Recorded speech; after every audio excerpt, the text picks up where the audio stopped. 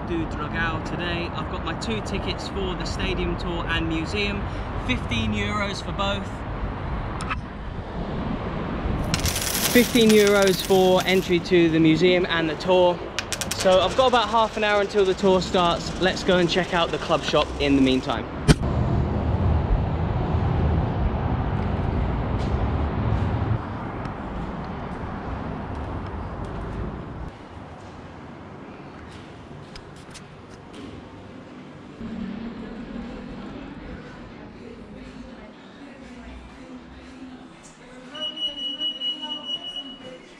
Hello. That was short-lived. No filming allowed in the club shop, which is just behind me. So as you come in via that star there, then the reception's right there, and that's where the tours start. You can buy your tickets on the day. It's same price as online, €15 for tour and museum. As soon as I went into the club shop, the guy that I'm about to show you was just like, no filming. And it's so weird, like I've never had that in a shop before. But you know, they're the rules here. I'll try and find out why, but yeah, just waiting for the tour to start now. I just want to say thank you to a few of the people who have commented on the videos recently. I'll put a few on screen. I do try and read and get back to as many as I can, so please leave me a comment on this one and I'll try and get back to you. I really do appreciate it. I was here at the stadium a few days ago for the Portuguese Cup semi-final, which Porto won 3-0. It was the second leg. They ended up winning 4-1 on aggregate. I had a great time watching the game here. I can't wait to see what the inside of the stadium looks like, kind of the back rooms and the changing rooms and down on the pitch level and stuff like that. But if you want to watch that, I'll include a link up the top, and I'll also pop the thumbnail down here so you can go on my channel and find that video and watch it as well. So the tour started in the bright lights of the Porto car park underneath the main part of the stadium, where you then walk through onto the pitch, and just to the side of the pitch you're told you can't go on the grass. As you come through here you can take a good look at the stands, but there is no filming in this part. I did manage to capture a little bit of the experience throughout. While you are on the pitch, you will get a chance to have your photo taken with the Champions League trophy if that's something that you'd like to do, but you'll have to pay for that at the end when you come through to the club shop. From pitch side, you are led up through the stadium where you can get a good view of the stadium and of all the seats whilst it's empty. After this you will make your way upstairs through to the President's Box, which is a very nice place where obviously the President comes and sits during match days, as well as other VIPs and for other important people who want to get a more comfy seat for the games when they come and see Porto play. Nice place to come and sit and take in the view and get a few pictures.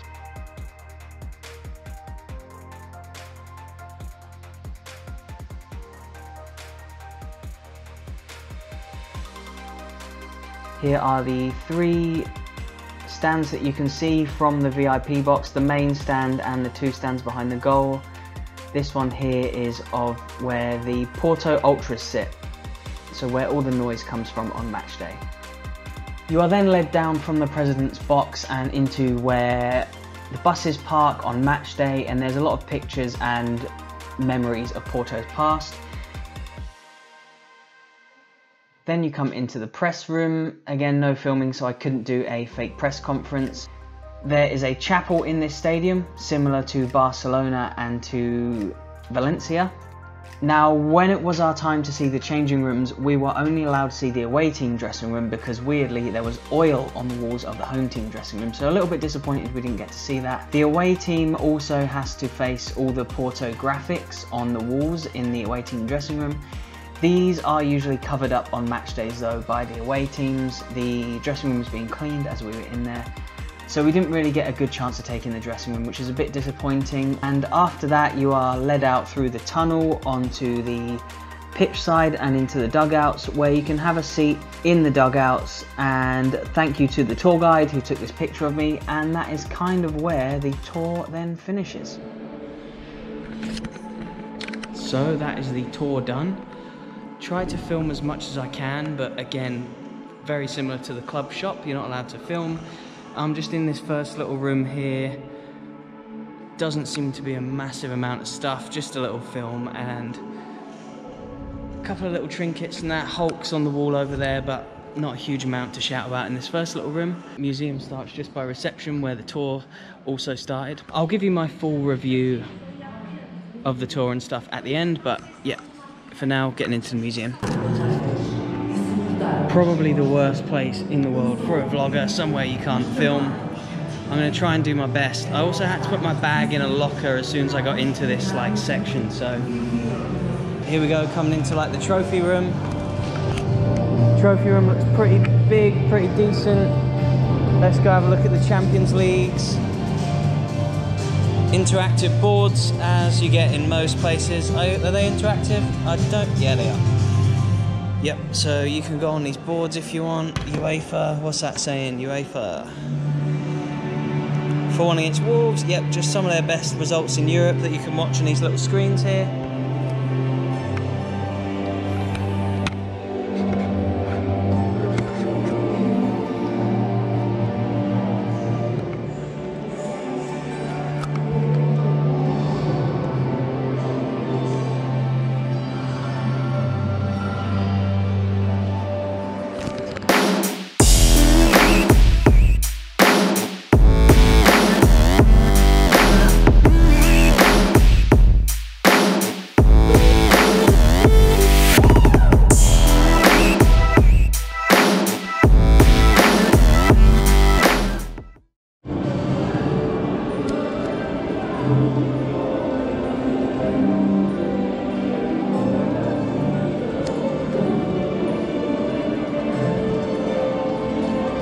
So they've got all these trophies here and little films behind of when they won them. More rules to observe here in the Porto Stadium Tour and Museum. So fans voted for a starting 11 out of the history of Porto for the best players ever in the history. So you got Hulk here making up the front three, a couple of older legends who I've not really heard of before. Deco, Victor Bayer in goal, and Ricardo Carvalho at centre half. So yeah, cool little starting 11 exhibit of the best players as voted for by fans. Got to be careful because there's someone there, but there's just like green screen stuff for if you want your picture taken with the Champions League. They do try and make you do that when you're on the pitch as well on the tour. Champions League, UEFA Cup, get your picture taken with the green screen or with the field and buy it at the end basically. Coming towards the end of the museum now. Guess I should be allowed to film now. I'm back in the sort of reception area after the tour.